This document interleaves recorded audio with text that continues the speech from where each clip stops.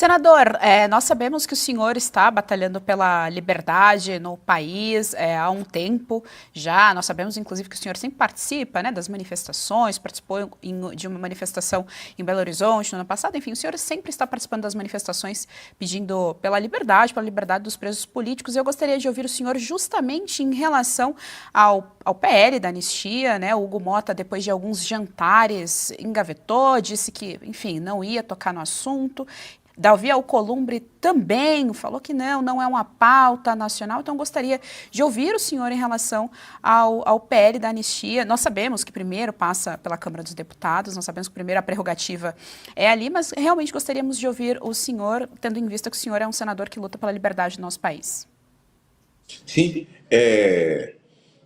quando resolveram votar nesse rapaz, e eu me opus, até porque eu sabia em que ia dar, e sempre muita gente arrependida, mas não tem o que falar, não tem como falar, porque votaram nesse menino aí, nesse rapaz, que poderia ter um futuro promissor, mas assim que a eleição passa, ele fazia um discurso muito interessante, né? Um discurso, parecia até discurso de estadista, mas depois de um jantar na casa de Alexandre de Moraes, que foi no dia seguinte, né? Ele já era outra pessoa, já falava outras coisas e já dizia realmente que essa pauta não era de interesse do país, não era pauta prioritária. Quando a oposição pediu para colocar em regime de urgência, ele disse que não tinha necessidade disso e começou a revelar de fato quem ele era. Né? Feita aquela história do escorpião com o sapo. Né? Me atravessa, me leva para o outro lado do rio. E o sapo falou, não, rapaz, você vai me picar, você vai me matar. Não, não vou não, me ajuda, me leva para o outro lado. Quando chegou lá do outro lado, o escorpião picou o sapo. Ele falou, mas rapaz, eu te dei, atravessei o rio com você, te dei carona, botei você no meu ombro, agora você me picou. Ele falou assim, é o meu instinto, eu sou assim. Então é mais ou menos isso, né? Deixa eu sentar nas suas costas, deixa eu ir com você e depois o instinto faz o que o Hugo Motta fez.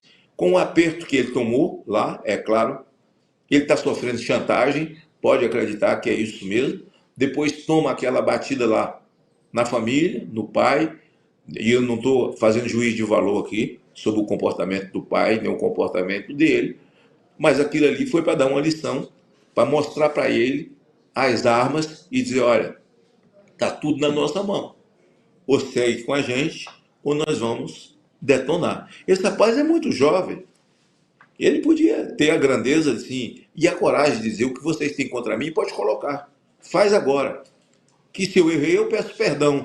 Mas eu tenho tempo de me recuperar, fazer um grande mandato e não vou ficar debaixo dos pés de vocês.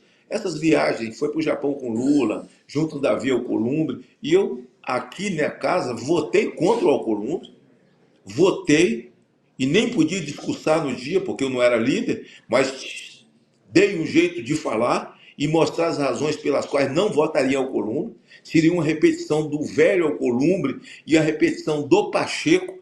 E digo a vocês que nós estamos sofrendo o que o Brasil está sofrendo. A culpa é do Senado, porque só o Senado pode parar com esse ativismo judicial. Agora, com essa tal reunião que teve com o Hugo Motta hoje, ele precisa colocar a anistia para ser votada. E certamente, colocando, será aprovada. Agora, anteontem nós ouvimos aí nos bastidores de que houve um encontro dos dois, do Hugo Motta e do Davi, com o Supremo, e o Supremo sinalizou que eles podem preparar uma proposta de lei da mesa do Senado, preparar de maneira a que eles possam fazer redução de pena, sair dos 14 anos, cair para 3, para 10, para 6. Isso é uma brincadeira. Essa pauta não é do Supremo. Deixe de ser irresponsável, senhores ministros. Não trate o povo brasileiro como moleque. Essa pauta é do Legislativo. Você está falando de anistia. E nós estamos pedindo anistia para quem não cometeu o crime. Não é redução de pena. Não é redução de pena. Então eu espero que a anistia passe como está a proposta, que seja aprovado. Eu sou parlamentar já há alguns anos e sei e posso afirmar que a única coisa que o político tem medo é do povo, é da reação do povo. Então eu espero essa manifestação marcada já para o dia 7, que vai ter a concentração ali na Torre, e nós vamos descer aqui a Esplanada de forma ordeira, exigindo que se vote, e eu espero que aqui no Senado, na minha visão, teremos uma luta maior ainda, mais pesada, dado o comprometimento do presidente do Senado com o Supremo Tribunal Federal. Agora a gente espera que os senadores que foram eleitos, votados por conservadores, por um país que é majoritariamente conservador, votado por católicos, evangélicos, espíritas, sabe? E que surfaram nessa onda. Não são PT, não são PSOL, não são nada, mas estão na base do Lula. Mas eu espero que pelo menos eles tenham sentimento,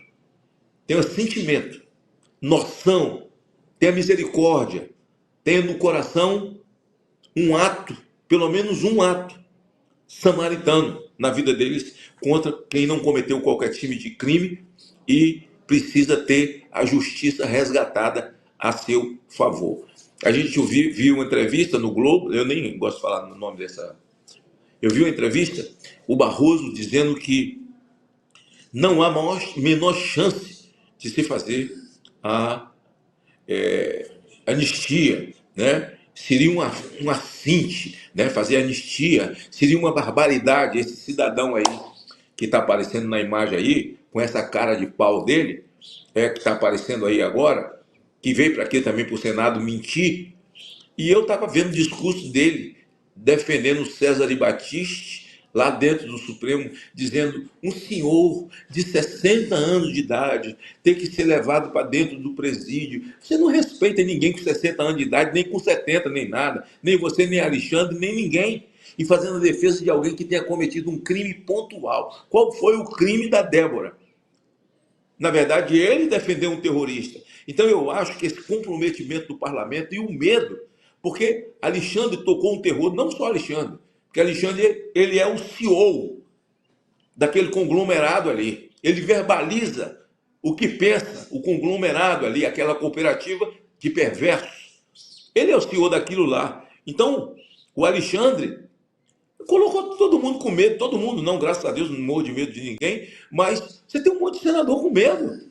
Você tem juiz de primeira instância com medo, segunda instância com medo, desembargadores com medo do que vai falar ou do que vai escrever nos autos. Não irresponsável igual a eles, que falam fora dos autos, dão entrevista, querem ser artistas, como eles têm se comportado aqui no Brasil. Eu espero que, passando na Câmara, nós continuemos a força popular, e eu quero até sugerir, não é, ao presidente Bolsonaro, quero sugerir ao Malafaia que, depois do dia 7, essa manifestação, que haja uma manifestação, né, combinado com todo mundo, em todos os estados, porque todo mundo quer participar. Todo mundo quer participar. Que depois do dia 7 nós tenhamos outros, mas nos estados, cada qual fazendo no seu próprio estado, um Brasil se manifestando contra a injustiça e pela justiça em favor daqueles que não cometeram nenhum crime.